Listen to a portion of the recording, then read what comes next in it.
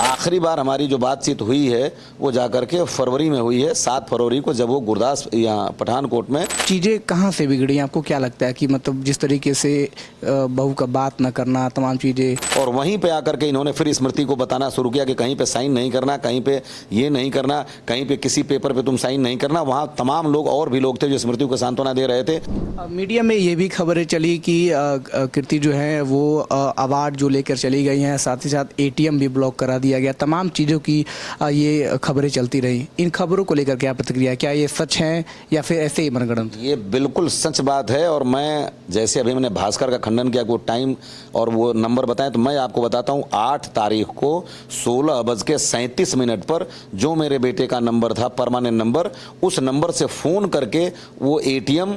बंद कर दिया गया था जो मेरी पत्नी के पास रहता था, और दूसरा ATM जो स्मृति जी के पास था वो ATM चलता रहा। ये बताइए कि आपकी बहू और आपके कब मतलब बातचीत है या कब से बातचीत नहीं है, क्योंकि 1 साल लगभग हो चुका। हमारी बहू के जाने के बाद जो है, जब तक वो ये कहती नहीं कि हमें स्टेबल होना है, हम कुशल क्षेम पूछते रहे, उनके पिता के थ्रू पूछते रहे, हमारी पत्नी उनसे बातचीत में मुब्तला रही और बातचीत होती रही। लेकिन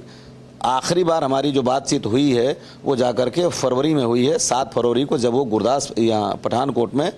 वो अफसर मेस के एक गेस्ट हाउस में, क्या बोलते हैं, अफसर मेस के, नहीं, जो अपना वो एक रूम होता है, तो उसमें गेस्ट हाउस में आई हुई थी, और वहाँ पे हमारी मुलाकात उनके पिताजी से और स्मृति से और उनसे हुई। उसके बाद उन्होंने नंबर ब्लॉक कर दिया था, और फिर दोबारा हमारी मुलाकात हुई है राष्ट्रपति भवन में, तो केवल उन्होंने औपचारिकता बस सर हिला करके प्रणाम किया, मुंह नहीं खोला। बाकी हमारी बहू से कोई मुंह खोल करके बात अभी मेरी पत्नी का या मेरा राष्ट्रपति भवन में आने के बाद भी, ये अशोका होटल में, हम जबकि उसी फ्लोर पे थी, लेकिन नहीं हुआ है। ये चीज़ें कहाँ से बिगड़ी, आपको क्या लगता है कि मतलब जिस तरीके से बहू का बात ना करना, तमाम चीज़ें कहाँ से बिगड़ना शुरू हुई, आपको क्या लगता है? चीज़ें बिगड़ी नहीं, ये चीज़ें बिगाड़ी, और मैं कह सकता हूं अपने अनुभव के आधार पे कि ये चीज़ें बिगाड़ी उनके माता पिता ने। उनके पिता मिस्टर राजेश सैनी और उनके बड़े भाई मिस्टर राजीव सैनी। मिस्टर राजीव सैनी जब 20 तारीख को ही आए थे वहाँ पे गोरखपुर में, तो इनको ले जाकर के एक पेड़ के किनारे करीब 1.5 घंटा बात किए, और वहीं पे आकर के इन्होंने फिर स्मृति को बताना शुरू किया कि कहीं पे साइन नहीं करना, कहीं पे ये नहीं करना, कहीं पे किसी पेपर पे तुम साइन नहीं करना। वहाँ तमाम लोग और भी लोग थे जो स्मृति को सांत्वना दे रहे थे, और वहीं उनके बातचीत के बाद ही इन्होंने हमसे पूछा था कि ये 26 साल की उम्र में अभी क्या करेंगे, हमारा मन टटोलना चाहा होगा। मैंने ये कहा, और उसके बाद 26 को जब मेरी पत्नी ने 26 जनवरी को स्मृति को फ़ोन किया था कि 1 तारीख को पूजा है, तब भी स्मृति कह रही थी कि मैं बिल्कुल आऊँगी, आप समय बता दीजिए। लेकिन जब बंद कर दिया गया, और वहाँ पे भी एक संगठन है गुरदासपुर में, जो संगठन वीरों का सहयोग करता है, वहाँ पे भी इन्होंने फ़ोन करके 1 या 2 दिन बाद ही या उसी दिन, मैं क्लियर नहीं कह सकता, मेरी बात हुई है, तो उन्होंने पूछा था कि क्या मिलता है, कैसे मिलता है, कितने वो पैसे मिलते हैं और कहाँ कहाँ क्या मिलता है। तो मैं जैसा समझता हूँ वो विशुद्ध रूप से मिस्टर राजेश सैनी की लोलुपता और लालच का प्रमाण है कि उन्होंने ऐसा किया होगा।